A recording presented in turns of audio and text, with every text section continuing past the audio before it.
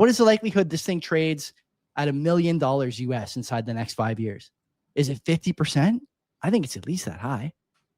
You're getting into territory here where the amount of money being spent on projects all over the world is going to just be astronomical. You're talking about a time when a time when government and AI data centers, even if you don't like AI, let's just call it data centers since there's going to be a need for these. Data centers, power producers, and governments all need to borrow money to do this stuff today. They're borrowing money to add industries that will eliminate their tax base. What do you think the borrowing is going to look like in 5 years, in 10 years, in 15 years? It's going to be a number that you can't even pronounce.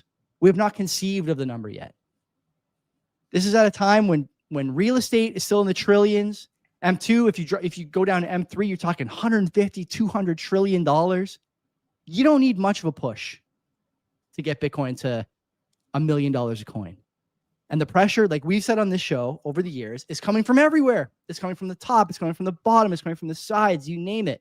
Everybody is trying to force you into hard assets to protect your wealth.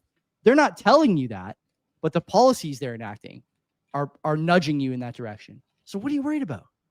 You should be buying. I'm buying. Len's buying. Everyone should be buying. Why would you not be buying right now? This is the opportunity that so many of you guys in this chat that I'm looking at and on Twitter and on other places over the last 4 years, as we watched the price go from 5,000 to 125,000, people have been saying, I wish I had the nuts to do it. Well, find the boys now, get a hold on them, and hit the buy button.